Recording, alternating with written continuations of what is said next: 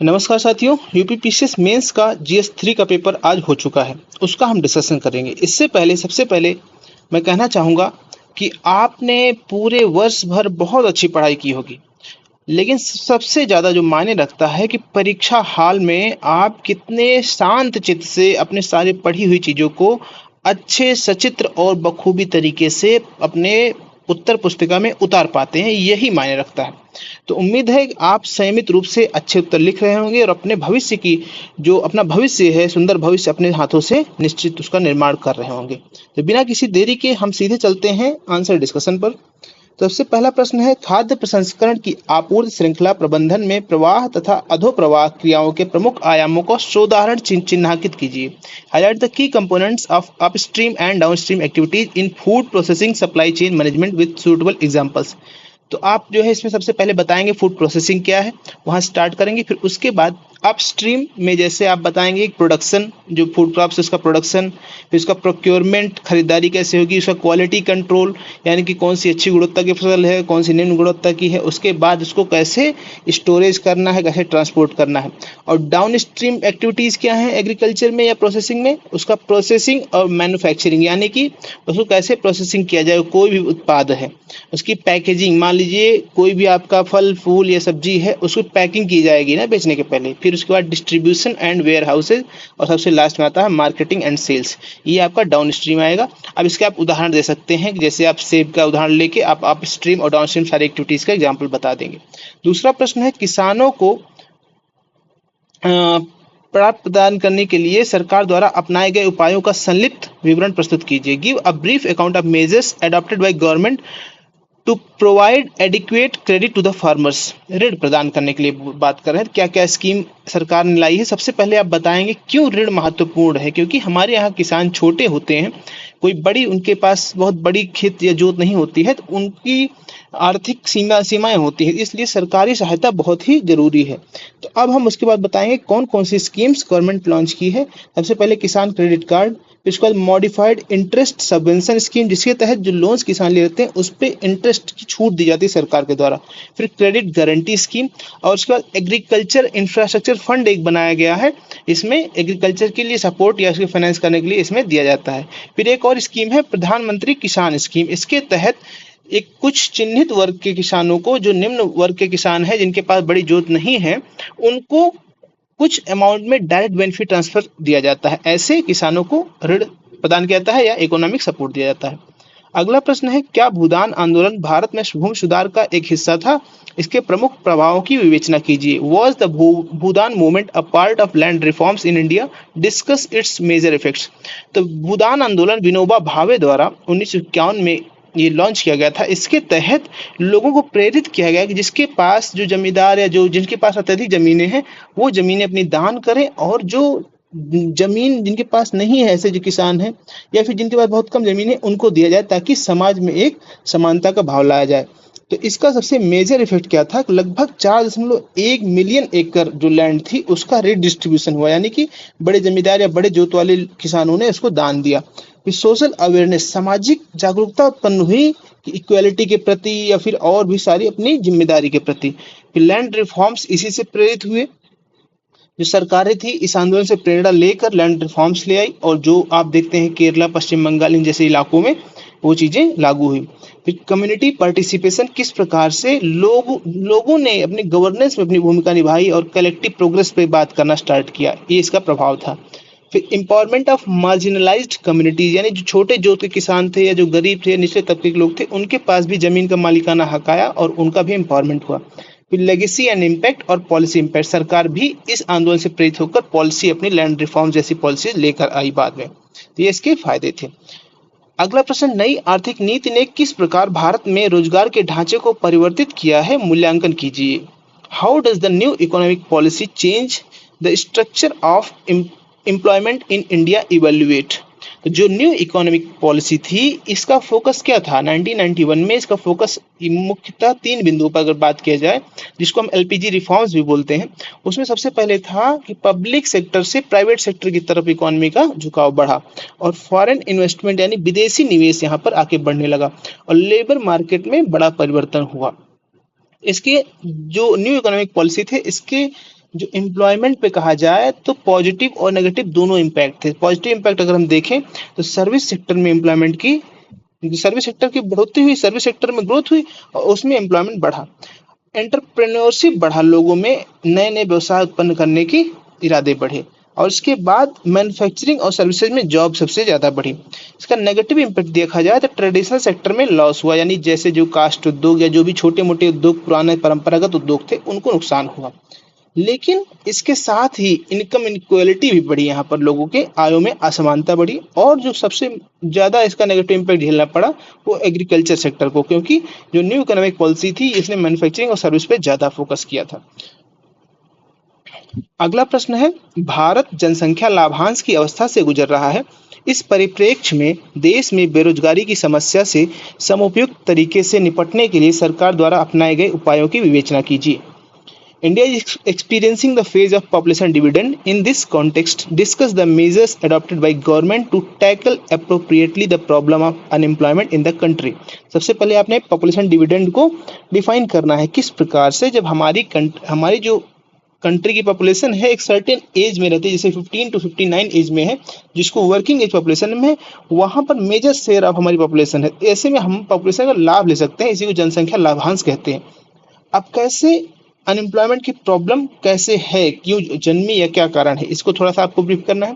फिर उसके बाद बताना है कैसे गवर्नमेंट इसको टैकल कर रही है। तो सबसे पहले स्किल डेवलपमेंट प्रोग्राम जैसे प्रधानमंत्री कौशल विकास योजना लॉन्च कर रही है, एम्प्लॉयमेंट गारंटी स्कीम्स लॉन्च की है जैसे एमजी नरेगा, और फिर एंटरप्रेन्योरशिप प्रमोशन जैसे प्रधानमंत्री ईजीपी यानी कि एम्प्लॉयमेंट गारंटी प्रोग्राम लॉन्च की रहेगी, जो भी एम्प्लॉयमेंट को जनरेट करेगा उसको इंसेंटिवाइज करेगी प्रधानमंत्री ये वाली स्कीम।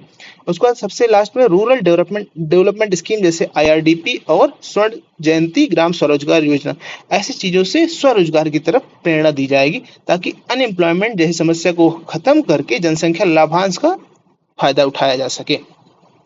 अगला छठवां प्रश्न है, ग्रामीण उत्थान के लिए तकनीक आधारित समाधान को बढ़ावा देने हेतु भारत सरकार के प्रमुख प्रयास क्या हैं?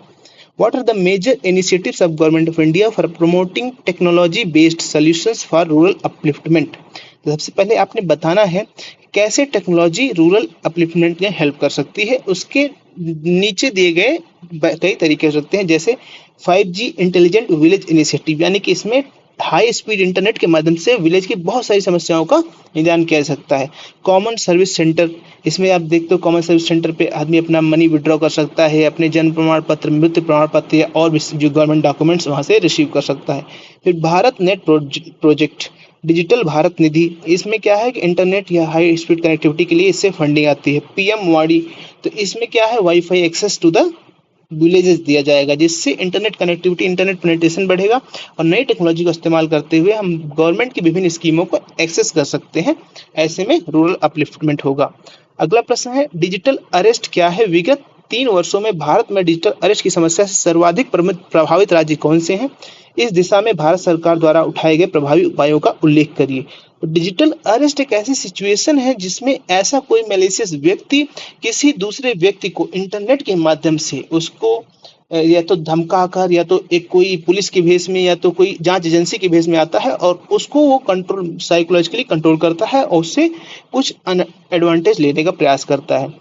डिजिटल अरेस्ट से सबसे ज्यादा प्रभावित राज्य है कर्नाटक, उसमें भी खास करके बेंगलोर का जो क्षेत्र है। इसके बाद उत्तर प्रदेश, महाराष्ट्र और हरियाणा जैसे राज्य भी डिजिटल अरेस्ट की समस्या से बहुत प्रभावित है। अब इससे सरकार कैसे निपटेगी? सबसे पहली चीज सरकार क्या कर रही है, जो I4C कोऑर्डिनेशन सेंटर है, ये स्काइप और व्हाट्सएप के जो ऐसे आईडीज हैं उनको ब्लॉक कर रही है जो सस्पेक्टेड है। जो सिम कार्ड्स और IMEI है जिनसे ऐसे डिजिटल अरेस्ट के यूज किया जा रहा है, उन सिम कार्ड्स और IMEI को ब्लॉक किया जा रहा है। और कॉलर ट्यून के माध्यम से एक कैंपेन चलाया जा रहा है, लोगों में जागरूकता फैलाई जा रही है और सस्पेक्टेड मोबाइल नंबर्स या डिवाइसेस की एक रजिस्ट्री बनाई जा रही है और लोगों में जागरूकता और डिजिटल लिटरेसी को भी बढ़ावा दिया जा रहा है। ये सब कदम उठाए जा रहे हैं डिजिटल अरेस्ट से बचने के लिए। अगला प्रश्न है, आपदा प्रबंधन के दौरान सुरक्षा एवं संरक्षा में कृत्रिम बुद्धिमत्ता की भूमिका का वर्णन कीजिए, यानी कि role of artificial intelligence in safety and security of disaster management. सबसे पहले आपने बताना है डिजास्टर मैनेजमेंट क्या है। उसके बाद आपने पढ़ा होगा साइकिल ऑफ डिजास्टर मैनेजमेंट क्या होता है, तो उसमें एक चित्र का भी आप प्रयोग कर सकते हैं। किस प्रकार सबसे पहले मिटिगेशन आएगा, फिर उसके बाद मैनेजमेंट आएगा, फिर रेस्क्यू आएगा, फिर रिहेबिलिटेशन आएगा। तो इन सभी स्टेप्स पे कैसे आर्टिफिशियल इंटेलिजेंस का आप इस्तेमाल करेंगे, ऐसे उस चक्र में बनाकर आपको प्रदर्शित करना है। फिलहाल हम पॉइंट वाइज बताएंगे। इसमें सबसे पहले आप अर्ली वार्निंग सिस्टम में फ्लड, अर्थक्वेक या हरिकेन के लिए एआई का यूज कर सकते हैं। फिर कितना नुकसान हुआ है, डैमेज को एसेस करने के लिए एआई का यूज कर सकते हैं। फिर रेस्क्यू के लिए या फिर रिहेबिलिटेशन के लिए कौन से रिसोर्सेज कहाँ पर एलोकेट करने हैं, वो आपके एआई के प्लानिंग में उसको मदद करेगी। फिर कम्युनिकेशन के लिए भी चैटबॉट्स जैसे एआई जैसे कॉल सेंटर या फिर चैटबॉट्स का इस्तेमाल करते हुए हम जो मुश्किल फंसे हुए लोग हैं उनके हेल्प सेंटर में भी इस्तेमाल कर सकते हैं। एआई रिस्क एनालिसिस में भी मदद करेगा और डिजास्टर रिस्पांस प्लानिंग में भी आर्टिफिशियल इंटेलिजेंस की महत्वपूर्ण भूमिका हो सकती है। इसका आपको विभिन्न उदाहरण सहित इसको आपको अच्छे से लिखना है। इसमें आपने ये साइकिल ऑफ डिजास्टर मैनेजमेंट का भी चित्र बना देना है। 9वां प्रश्न है, भारत की सुरक्षा व्यवस्था में भारतीय अनुसंधान एवं विकास संगठन की भूमिका का उल्लेख कीजिए, यानी role of DRDO in India security setup. तो आपने बताना है कि डीआरडीओ काम क्या है। इसका काम है research and development, advisory role to the government, technology transfer to the defence public sector units, innovation and modernisation of defence और साइबर सिक्योरिटी। ये इसका रोल और टास्क है। अब इसने क्या मेजर अचीवमेंट्स किया, सबसे पहले आपने देखो तो मिसाइल डेवलपमेंट किया है, जिसमें पृथ्वी, अग्नि, आकाश, त्रिशूल और नाग जैसी मिसाइल है। और लाइट कॉम्बैट एयरक्राफ्ट तेजस जो है, इसमें भी इसका टेक्नोलॉजी हेल्प बहुत दिया है डीआरडीओ ने। और एंटी सैटेलाइट वेपन भी बनाया है डीआरडीओ ने। क्वांटम सेफ कम्युनिकेशन नेटवर्क भी इस्तेमाल किया है। इसके अलावा लगातार हमारी सेफ्टी के लिए, डिफेंस के लिए डीआरडीओ काम कर रहा है, जिसमें ड्रोन टेक्नोलॉजी और भी नई इमर्जिंग टेक्नोलॉजी पर भी काम कर रहा है। अगला प्रश्न है, भारतीय तटरक्षक बल के सम्मुख प्रमुख चुनौतियों को रेखांकित कीजिए तथा उनसे निपटने के लिए किए गए प्रयासों की व्याख्या कीजिए। Outline the major challenges faced by Indian coast guard and explain efforts taken to deal with them. सबसे जो बड़ी चुनौतियां हैं तटरक्षक बल में, उनकी स्टाफ शॉर्टेजेस और ट्रेनिंग रिक्वायरमेंट्स नए चुनौतियों के हिसाब से अभी रिलेटिवली थोड़ा सा कम पड़ती है। और टेक्नोलॉजिकल अपग्रेड्स यानी नए पेट्रोलिंग व्हीकल्स या फिर जैसे ड्रोन टेक्नोलॉजी या फिर जो है अंडर वाटर टेक्नोलॉजी, ये सब चीज़ में थोड़ा सा लैकिंग है। और उसकी बजट की लिमिटेशंस है। सर्विलांस और रेकी के लिए इनएडिक्वेट इक्विपमेंट्स हैं। और कोस्ट लाइन जैसे कि हमारी बहुत बड़ी है, इसके लिए हमें और थोड़ा सा एक्टिव रहना पड़ेगा। एनवायरमेंट प्रोटेक्शन की भी जिम्मेदारी इसके ऊपर ही बढ़ती है। मैरीटाइम पायरेसी और टेररिज्म भी उस क्षेत्र से बढ़ता है। आपने देखा होगा 2008 का मुंबई अटैक भी समुद्र के रास्ते से हुआ था। तो इसका हल करने के लिए क्या सरकार कदम ले रही है? तो सबसे पहले आर्टिफिशियल इंटेलिजेंस का एडॉप्शन, जिसमें सर्विलांस, रेकी या फिर एक तुरंत रिस्पांस करने में हेल्प करेगी। और आधुनिकीकरण किया जाएगा, हथियारों का, पेट्रोलिंग वाहनों का, बोट्स इक्विपमेंट किया जाएगी या फिर एरियल व्हीकल्स भी यूज की जा सकती हैं। इनकी ट्रेनिंग में बढ़ोतरी की जाएगी और इंफ्रास्ट्रक्चर को भी बढ़ाया जाएगा। अब सेक्शन 11वां प्रश्न है, क्या समावेशी विकास सामाजिक न्याय को सुनिश्चित करता है? विवेचना कीजिए और इसके लिए क्या क्या कदम उठाए गए हैं। तो बिल्कुल सामाजिक न्याय, समावेशी विकास दोनों इंटर रिलेटेड हैं। तो इसमें कैसे आप बताएंगे? सबसे पहले बताएंगे सोशल जस्टिस क्या है और इंक्लूसिव ग्रोथ क्या है। सोशल जस्टिस में सबको इक्वालिटी, समान राइट्स हो, ह्यूमन राइट्स प्रोटेक्ट हो, सोशल इंक्लूजन हो और इकोनॉमिक जस्टिस हो, यही तो सोशल जस्टिस है। और यही सारी चीजें इंक्लूसिव ग्रोथ को भी इंश्योर करते हैं। तो बिल्कुल ये सत्य है पहला स्टेटमेंट। अब किस प्रकार से ये कदम उठाए गए, सबसे बात की जाए तो फिनेंशियल अगर स्टेप्स की बात की जाए तो जनधन आधार, जैम ट्रिनिटी जो बनी है, जनधन आधार और ये आपका ट्रिनिटी बनी है, इससे क्या है आपका फिनेंशियल इंक्लूजन होता है। फिर दूसरा है प्रधानमंत्री जन धन योजना, इससे लोगों के बैंक अकाउंट्स खुले हैं और लोगों को फिनेंशियल इंक्लूजन में बहुत मदद मिली है। इकोनॉमिक बात करें एंगल की तो MG NREGA, stand up India जैसे स्कीम्स, एजुकेशन स्कॉलरशिप्स और हेल्थ केयर में आयुष्मान भारत, सोशल प्रोटेक्शन के लिए अटल पेंशन योजना, बेटी बचाओ बेटी पढ़ाओ योजना, प्रधानमंत्री मातृ वंदना योजना वीमेन एम्पावरमेंट के लिए, माइनॉरिटी वेलफेयर और ट्राइबल वेलफेयर के लिए भी बहुत सारे कदम उठाए जा रहे हैं। 12वां प्रश्न है, बजट का आधा उपयोग हो पाता है यदि उन्हें केवल नियोजन के उपकरण में प्रयोग किया जाए। Budgets are half used if they serve only as a planning device. Critically examine this article. तो बिल्कुल सबसे पहले आपने बजट का इसमें परिचय देना है, किस आर्टिकल में बजट का मेंशन है, और उसके बाद बताना है कि बिल्कुल बजट जो है ये एक प्लानिंग डिवाइस रह जाते हैं। क्योंकि बजट में हम बहुत बड़ी बड़ी बातें करते हैं, इस बार हम शिक्षा के क्षेत्र में ये खर्च करेंगे, डिफेंस में ये खर्च करेंगे, रिसर्च पे ये खर्च करेंगे, हेल्थ पे ये खर्च करेंगे। लेकिन ये तो एक प्लानिंग है, अगर हम उसको अच्छे से एग्जीक्यूट नहीं करते हैं, जो हमारे टारगेट्स हैं उनको मीट नहीं करते हैं, तो ये केवल एक प्लानिंग डिवाइस रह जाता है, इससे ज़्यादा कुछ नहीं। तो इसी को आपको व्याख्या करके विभिन्न एग्जाम्पल्स को, अन्य मदों में क्या टारगेट्स रहे हैं, जैसे पास्ट ईयर के बजट के आंकड़ों को इस्तेमाल करते हुए आपको सब्सटेंशिएट करना है अपने स्टेटमेंट को। 13वां प्रश्न है, assess the role of states and central government in developing irrigation infrastructure in India, और कैसे पीएम के एस वाई ने इरिगेशन को इम्प्रूव करने में हेल्प करी है। तो आपने बताना है कि कैसे स्टेट गवर्नमेंट और सेंट्रल गवर्नमेंट कैसे इरिगेशन इंफ्रास्ट्रक्चर बनाती है, पॉलिसी फार्मुलेशन, फंडिंग शेयर करते हैं, यानी कि जो है कुछ शेयरिंग करते हैं स्टेट और केंद्र मिलकर, टेक्निकल असिस्टेंस, और स्टेट गवर्नमेंट्स जो है अपना लैंड देती हैं या फिर और भी जो उनके एरिया में जो भी चुनौती आती है उसको भी हेल्प करती हैं। अब कैसे प्रधानमंत्री कृषि सिंचाई योजना ने इरिगेशन को बेहतर करने में मदद करी है। तो प्रधानमंत्री कृषि सिंचाई योजना के 4 अंग हैं, जो हमने सबसे लास्ट में 4 बिंदु आपने देखा होगा। एक्सेलरेटेड इरिगेशन बेनिफिट प्रोग्राम, हर खेत को पानी, पर ड्रॉप मोर क्रॉप, और वाटर सेट डेवलपमेंट। इन चारों सब स्कीम्स के माध्यम से इन्होंने क्या किया है, वाटर एफिशिएंसी को बढ़ाते हुए सभी खेत तक पानी पहुंचे, तो इरिगेशन का रीच को बढ़ाया है और उसकी यूटिलिटी भी अच्छे से रहे, ये इसका उद्देश्य रहा है, और इससे इरिगेशन हमारा देश में बढ़ा है। आपने देखा भी होगा हमारे यहाँ कृषि उपज में बढ़ोतरी भी पाई गई है। 14वां प्रश्न है, evaluate the strategy of poverty alleviation programme in India in recent years. तो जो हमारा यहाँ गरीबी उन्मूलन का कार्यक्रम है, ये मल्टी प्रोन्ड है, यानी बहुआयामी है। सबसे पहले फाइनेंशियल इंक्लूजन, जिसमें जनधन योजना के तहत खाते खुलवाए गए, और डायरेक्ट बेनिफिट ट्रांसफर के तहत उनमें विभिन्न स्कीमों के पैसे सीधे अकाउंट्स में डाले गए ताकि कोई भ्रष्टाचार ना हो। एम्प्लॉयमेंट और लाइवलीहुड के लिए एमजी नरेगा और स्किल डेवलपमेंट जैसी स्कीम चलाई गई। सोशल सेफ्टी के लिए आयुष्मान भारत और पब्लिक डिस्ट्रीब्यूशन सिस्टम लाए गए। एजुकेशन और हेल्थ केयर के लिए समग्र शिक्षा अभियान, और हेल्थ के लिए आयुष्मान भारत जैसी स्कीम लाई गई। रूरल इंफ्रास्ट्रक्चर को मजबूत किया गया और महिलाओं का सशक्तिकरण किया गया, जिनसे सामूहिक रूप से देखा जाए तो आंकड़े आप देखोगे तो भारत पॉवर्टी एलिवेशन में बहुत अच्छा परफॉर्म कर रहा है विश्व भर के देशों की तुलना में।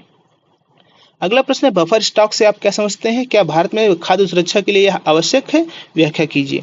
बिल्कुल, बफर स्टॉक क्या है, जो एसेंशियल कमोडिटीज है उनको हम जो रिजर्व में रखते हैं वही बफर स्टॉक है।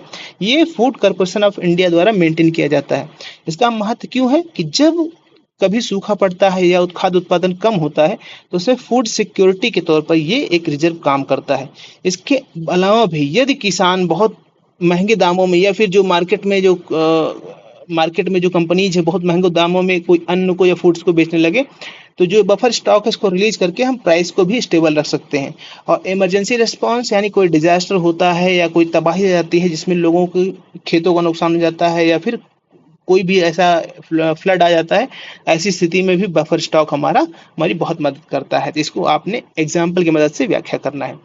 16वां प्रश्न है, भारतीय ज्ञान परंपरा आधारित वैमानिकी शास्त्र की तुलना में आधुनिकी वैमानिकी शास्त्र से कीजिए, यानी compare Indian knowledge tradition based aeronautics with modern aeronautics. और department of science and technology की जो रिसर्च पॉलिसी है उसको भी मेंशन करना है। तो ट्रेडिशनल जो टेक्नोलॉजी थी एरोनॉटिक्स में, उसमें आपने देखा होगा जैसे रावण के पास बोलता है पुष्पक विमान था, जो जिसका इस्तेमाल रावण ने किया था सीता माता को हरण के लिए।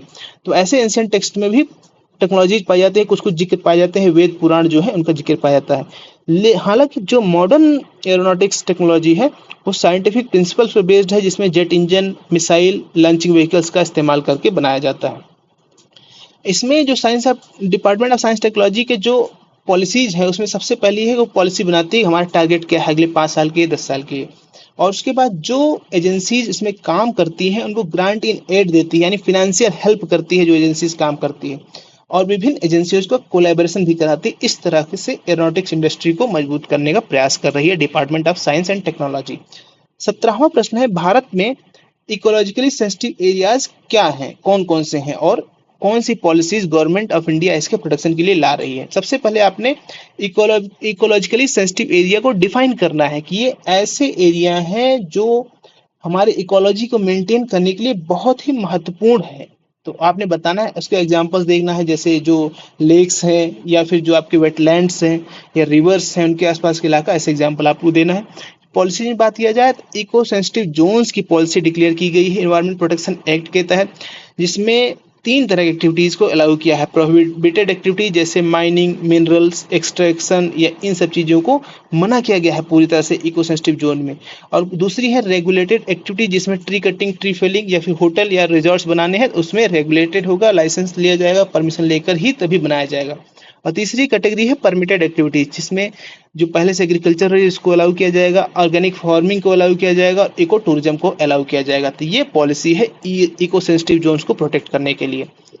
18वां प्रश्न है what are social networking sites and how does their uncontrolled use increase the possibilities of cyber attacks.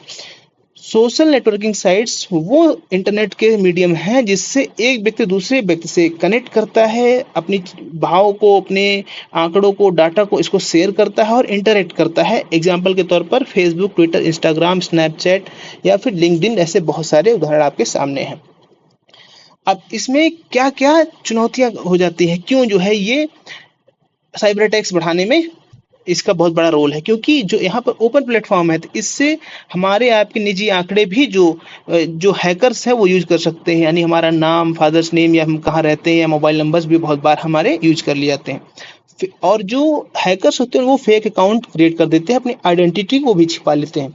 और बहुत सारे सोशल मीडिया अकाउंट्स ऐसे, मतलब सोशल मीडिया प्लेटफॉर्म्स हैं जो इंक्रिप्शन हेल्प करते हैं। जैसे आप देखा होगा आपने कि टेलीग्राम में बहुत सारे ऐसे जो है प्लेटफॉर्म्स हैं जो डाटा ट्रैफिकिंग के लिए या फिर और बहुत सारे इलीगल कामों के लिए इस्तेमाल किए जाते हैं। अब इसके लिए क्या क्या स्टेप्स लेने चाहिए, क्या स्टेप लेने चाहिए? स्टेप्स बात किया जाए 3 तरह के कदम लेने चाहिए। सबसे पहले यूजर द्वारा, यानी हमें खुद ही अवेयर होना चाहिए और हमें जागरूक होना चाहिए कि हमारे कौन से आंकड़े होने चाहिए, कौन से नहीं होने चाहिए। अगर मेरा पासवर्ड वीक है तो पासवर्ड को रेगुलरली चेंज करते रहें। दूसरी चीज, प्लेटफॉर्म जो सोशल मीडिया प्लेटफॉर्म्स है उनकी खुद की जिम्मेदारी, ऐसी चीजों को सर्विलांस रखें और सस्पेक्टेड यूजर्स को ब्लॉक करें और गवर्नमेंट को रिपोर्ट करें। तीसरी चीज है गवर्नमेंट भी एक्टिव पॉलिसी बनाए और ऐसी चीजों पर निगरानी करें। Narco terrorism has emerged as a serious threat across the country, suggests suitable measures to counter it. Narco terrorism क्या है? जब ड्रग ट्रैफिकिंग और टेररिज्म दोनों मिलकर साथ काम करते हैं, इसी को नार्को टेररिज्म कहते हैं।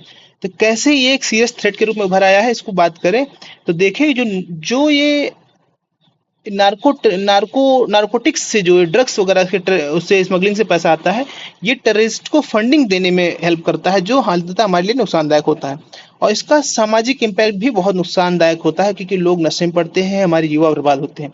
इकोनॉमिक इंस्टेबिलिटी आती है, क्योंकि जो इसमें बड़े बड़े लोग वो भी करप्शन में इन्वॉल्व होते हैं और करप्शन बढ़ता है। इसको काउंटर करने के लिए क्या क्या मेजर्स लिए जा सकते हैं? बॉर्डर सिक्योरिटी को मजबूत किया जाए, इंटेलिजेंस नेटवर्क को स्ट्रॉन्ग किया जाए और एनडीपीएस एक्ट में और भी इसमें रिफॉर्म किया जाए और स्ट्रिक्ट पनिशमेंट्स इसमें लाई जाए। कम्युनिटी को भी इसमें साथ लेना पड़ेगा, क्योंकि कम्युनिटी सबसे अच्छा प्रभावशाली ढंग से इसके खिलाफ काम कर सकती है और अंतर्राष्ट्रीय सहयोग की भी इसमें आवश्यकता है।